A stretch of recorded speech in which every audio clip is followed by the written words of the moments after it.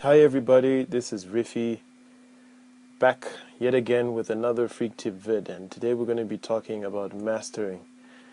I'm just going to bring up a track that I've just recently mastered by a friend of mine called Bid, and I'm just going to run through the changes that I made to it. As you can see, I've already opened the track up in Logic here, and over here I have a reference track, which is Lord Knows. It's Drake featuring Rick Ross, blah blah blah, and here's Bid's cover of the same track. The reason why I have a reference track is because I wanted to make it jump and kick like the original. It's good to have a reference track. It doesn't have to be the same one. It could be a different track, but have a track up as a reference track as a mastering engineer. What you want to bring the track up to. It just helps in as far as levels are concerned. So I got the mix here from Arzane, the beat maker, and as you can see, he's left me quite a lot of headroom, which is good before you go into mastering. And I'm doing this at Jazzworks Studio, so I do have a bit of hardware, but we'll get to that. So just to bring up the mixer, as you can see here, okay, let's ignore this track. The mix is what we're working with here, and there are several plugins that I have installed. I'm just going to mute them all. Probably just bring that one up into view.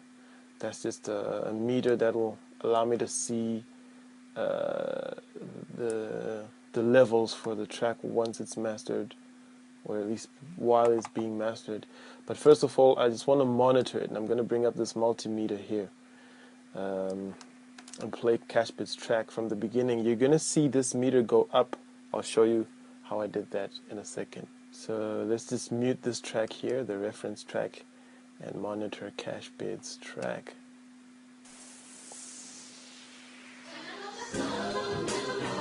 Yeah, it's your boy Bid right here, and I'ma tell you people what I'm really about. This is the real me. This is the me that I want to be, not the you that you want. You heard? Let's do this. You're crazy for this one. Lord knows I work hard to get to this level of getting my respect without pissing people off. But you find there are those special individuals. Alright. You also want to get you. Alright, so as we can see, the track is already jumping a lot. We've got a lot of energy in that maybe 60 to 250 hertz area, and another spike between 4K and 16K, which is allowed as a normal. So the mastering process is just to further tweak and, you know, fix up a little bugs, make the track pump, jump, and just bring it up in gain. So as we can see on the analysis here, this is the EQ analysis. Let's also just see where the track sits in as far as a spatial analysis is concerned. You'll be forgotten off, but I made a promise to myself to stay focused. That's all my dreams enough. I don't need them to gather more dust. You could give the attention and be crowned king, but what's a king in a fool's kingdom? In the end, it will be your loss. So I'm done with that mentality of. Alright, so as you can see, it's also pretty much in the center of the mix. Not much, you know, width to the track. We could add some width to it. Well, it's entirely up to you as a mastering engineer. As you can see, it's pretty much all there, and I prefer that for a rap track. So basically what I'm going to do when I'm mastering this track is just fine-tune the EQ, make it jump out a little bit, and pass it through a hardware machine. Now I've got an instance of a software plugin here called the UAD EL7 Fatso Junior. Fortunately, we've got the hardware unit for this, so I just brought this up so I can show you. This is what we're going to be summing everything in. This is what's going to make the track kick. So this is a software version. I just brought it up so you can see, but I'm going to actually run it through the actual hardware unit, so I'm going to remove that. But that's going to come after the limiter here. I'm going to run it. I've patched it into that. Okay, so let's go straight into the EQ. Now, from the analysis that I'd done previously of the track, I did want to just cut down on the lows here. I would say at around 88 hertz. Just give it a little bit of a dip, and I'll explain why in a second. But also I gave it a bit of a boost around 1.1K. This was solely based on the analysis that I did of the track. So I'm going to A-B it, play it without, and then play it with. Reconfigured, aiming for greater capacities and fallacies that yesterday where they belong in the past. I'm the new hero with greater responsibilities. You gotta be responsible before powers are bestowed, so with greater... Alright, so well, I can hear it on these monitors here. It had a little less oomph in the kick. But this is how I'm going to fix that with this amazing plugin from Brainworks, which is a mono stereo compressor or dynamic EQ, sorry, not compressor, dynamic EQ. So what it does is it has a mono section which only affects the mono signal and a stereo section which just affects the stereo section. Now remember, in the EQ here I dipped it around 88 hertz. So in this particular equalizer, what I'm going to do is I'm going to boost the mono signal or whatever's in the middle from around 200 hertz down. So the effect it has therefore is this particular EQ, which I used to dip the signal here, gets rid of a lot of the low end energy, and this just brings out whatever is left and makes it cut above the mix. So what you have is a less muddy bass sound, but it's more clear and it cuts through the mix perfectly. So I'm going to A-B that as well. And in the stereo section, sorry, I boosted the high ends just to give it a bit of sheen, and I'll explain again how I'm going to deal with the high end just now. But let's A-B it with the low end boosted in this equalizer. Responsibility comes greater power. Spider-Man had it twisted, he was always upside down, so at least so was Mary Jane, he never figured it out. Yeah, I am who I am. Actually, so you can hear the difference of what's been affected, as soon as I touch this dial, it's going to solo that area. So what you'll hear when I start moving this dial around is just the frequencies from that area. And if I'm not who you wanted me to be, that's the plan. And when people see me walk by and say that's the man, I'm proud enough to know it's the real me referred by fans. Give me my space, give me my time. Your minds are too simple to decipher my kind. Stay in the back, my life's already got a star. Watch you waiting in line trying to be auditioning for.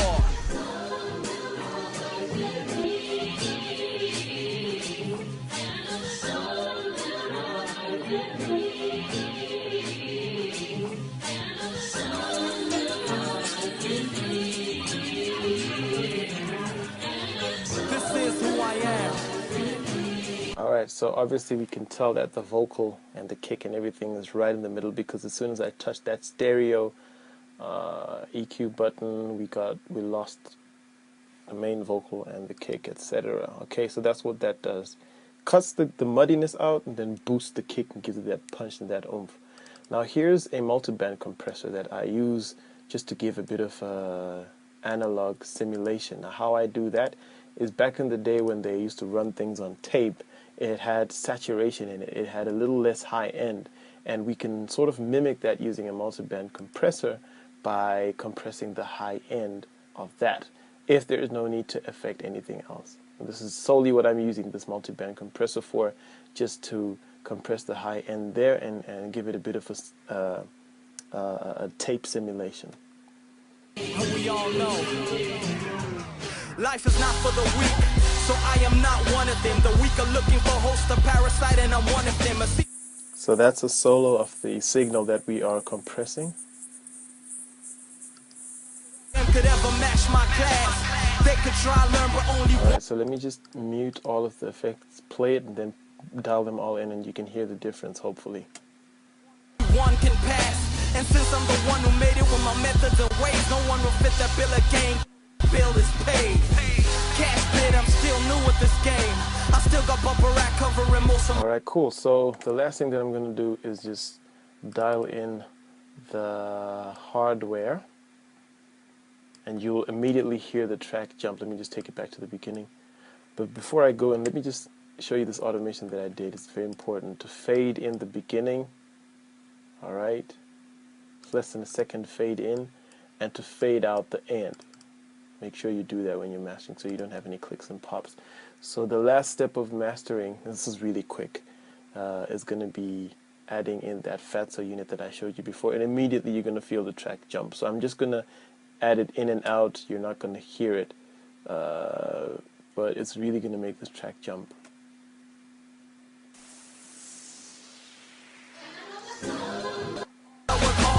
This level of getting my respect without pissing people off, but you find there are those special individuals who want to get you off your target, see you be forgotten off. But I made a promise to myself to stay focused. That's all out my dreams enough, I don't need them to gather more dust. You could give the attention and be crowned king, but what's a king in a fool's kingdom? In the end it will be your loss. So I'm done with that mentality of verbal brutalities. My mind is reconfigured, aiming for greater capacities. The fallacies of yesterday where they belong in the past. I'm the new hero. So what I was doing is I was switching it on and off so you can tell the difference between it without the summing compression and with it. So you can tell already or immediately that the track jumped out a lot, and that's what we want the track to do, is jump out. So that's pretty much like a quick overview of what mastering entails, with, as an example, FreakVid's track here. Lord knows, which I think was superbly done. The lyrical content, is on point. So I'm just going to let it play out. Basically what mastering is monitoring, which takes up the majority of the time, and I've done this for you already before I came, so please don't think that this is a simple process. The majority of the work I did when I was monitoring before we started this, then obviously EQ if necessary, cutting, boosting, but being ever so slight in that, and analog tape simulation depending on what you want to do, and obviously the hardware summing, and your track is basically done. So we're just going to let this track play out. Hopefully you've learned a lot from this freak tip, and I hope that it'll help you out in your future tweaks. So from now, this is it. See you next time. With greater responsibility, you gotta be responsible before powers are bestowed. So with greater responsibility comes greater power. Spider-Man had it twisted, he was always upside down. So all he saw was Mary Jane, he never figured it out. Yeah, I am